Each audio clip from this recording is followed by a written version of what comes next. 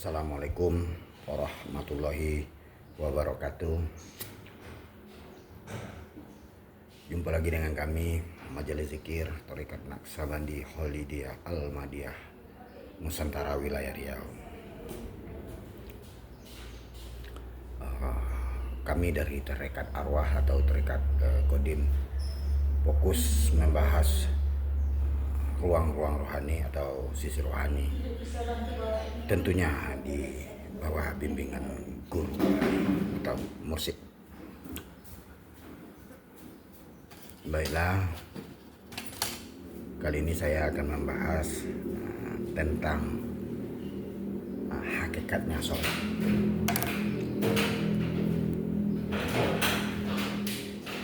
Kami tidak akan membahas secara syariat karena kami membahas sisi rohani atau secara hakikat.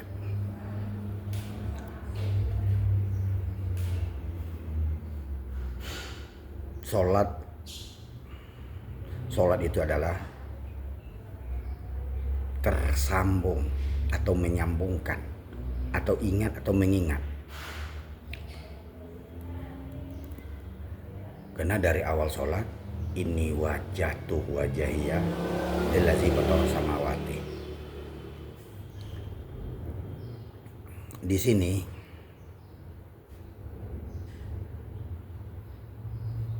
ku hadapkan wajahku ke wajah zat pencipta langit dan bumi. Di situ ada dua, antara kamu dengan Allah. Berarti antara akal dengan rohani, atau antara jasmani dan rohani, antara dunia dan akhirat, antara bumi dan langit. Itu semuanya ada batas ambangnya. Jasmani dengan rohani itu ada batas ambangnya.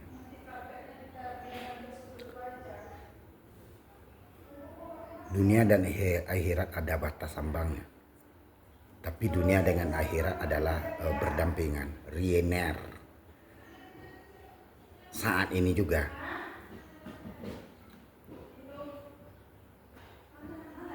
bukan akhirat itu nanti.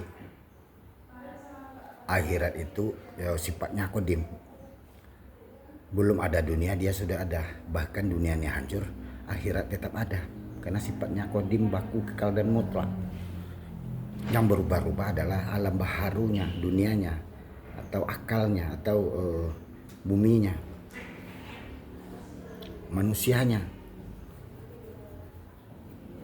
Jadi untuk tersambung antara langit dan bumi, antara jasmani dan rohani, itu ada batas ambangnya. Kemampuan kita secara personal itu hanya batas ambang ini aja. Di atas ambang ini kita sudah tidak mampu. Artinya wukuf, terhenti di situ. Wukuf.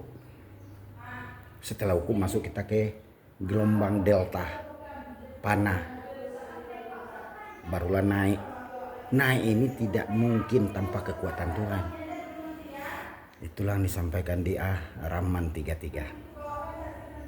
Atau seorang guru rohani. Kita tidak mungkin mampu ke sana, terbakar, akan lumpuh karena udah beda dimensi. Kita di ruang hukum ruang dan waktu, sementara langit atau akhirat itu adalah hukum yang tidak terikat hukum ruang dan waktu. Inilah makna atau hakikatnya sholat. Kenapa sholat itu wajib? Seluruh nabi dan rasul sholat.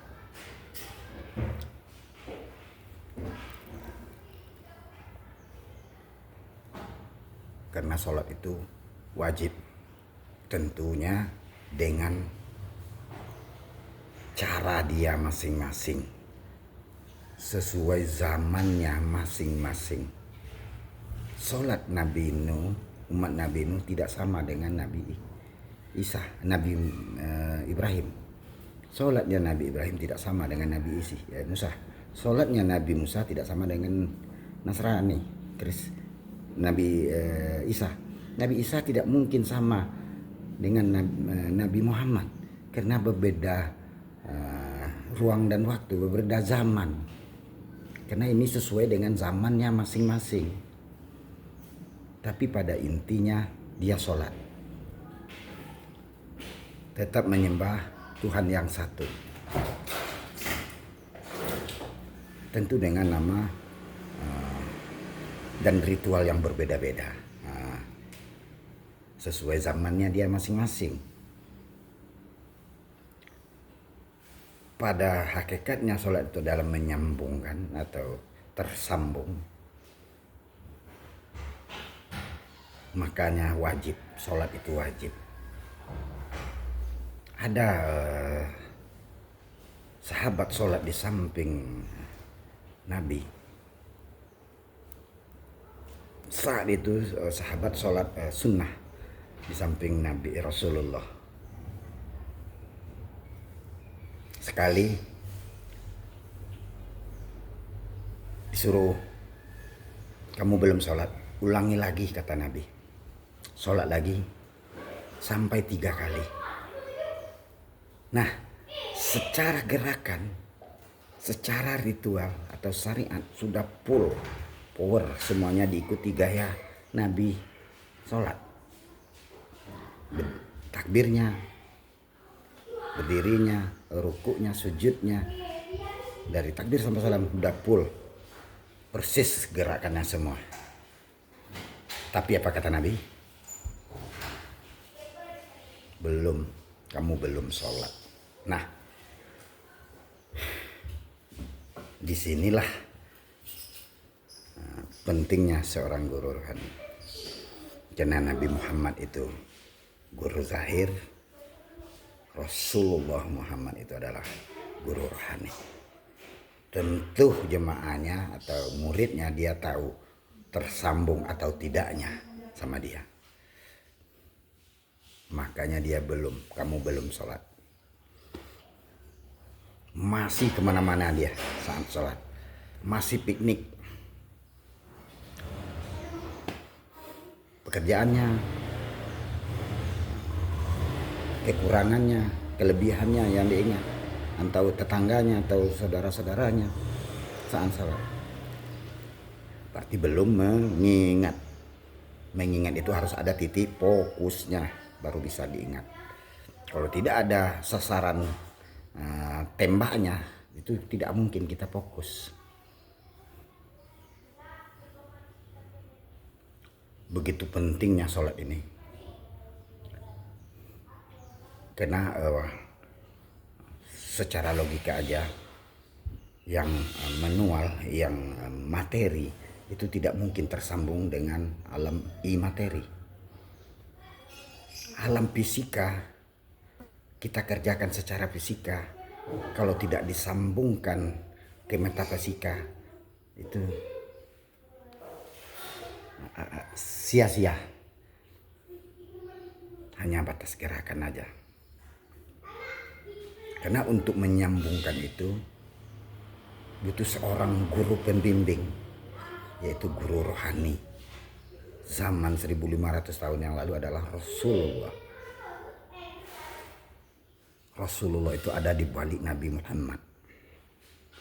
Nabi adalah seorang manusia biasa, bin Abdullah. Rasulullah itu adalah nur Allah itu sendiri, atau sebuah jabatan, atau kekasihnya Allah, atau nur ilahiyah yang turun-temurun dari Adam sampai Nabi Muhammad Rasulullah,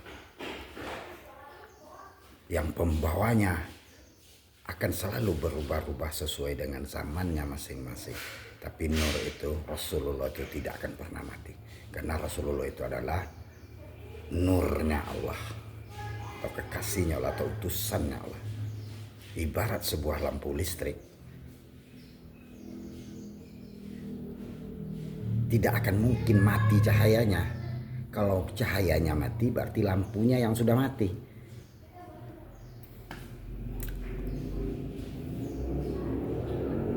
Karena Allah itu menghampiri alam manusia melalui utusannya.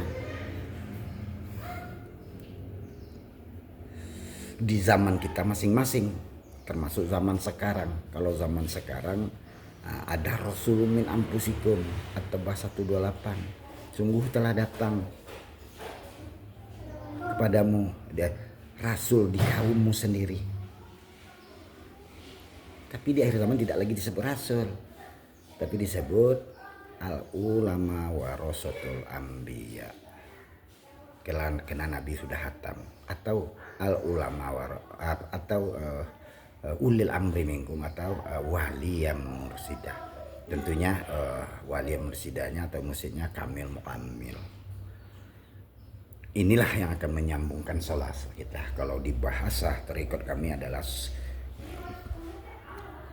sang adaptor dimensional.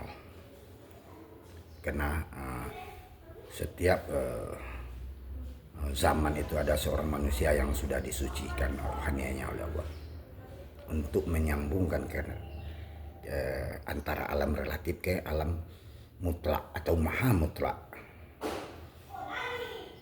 Karena kita terbatas hukum ruang dan waktu. Sesama manusia aja tidak di dalam ruang waktu yang sama, kita memakai sebuah handphone. Tidak bisa secara manual. Kalau keluargamu atau istrimu di luar kota, anakmu di luar kota, kamu tidak mungkin berbicara sama anakmu melalui mulut. Karena di luar jangkauan manualmu, kamu memakai teknologi. Begitu juga sholat. Menghadap, tapi bukan menyembah, tapi menghadap.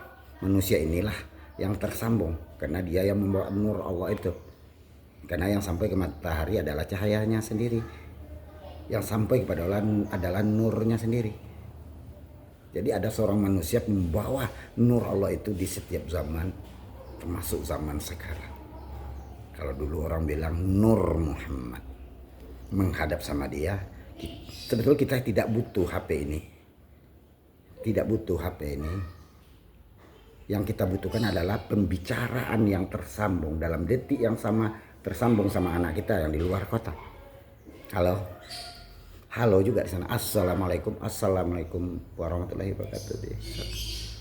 Jadi menghadap, bukan berbicara sama dia. Dialah yang menghantar gelombang vibrasi dan getaran suaramu ke sana. Itu makanya agama itu teknologi. Billahi anta masudi wa ridho kamadubi. Assalamualaikum warahmatullahi wabarakatuh.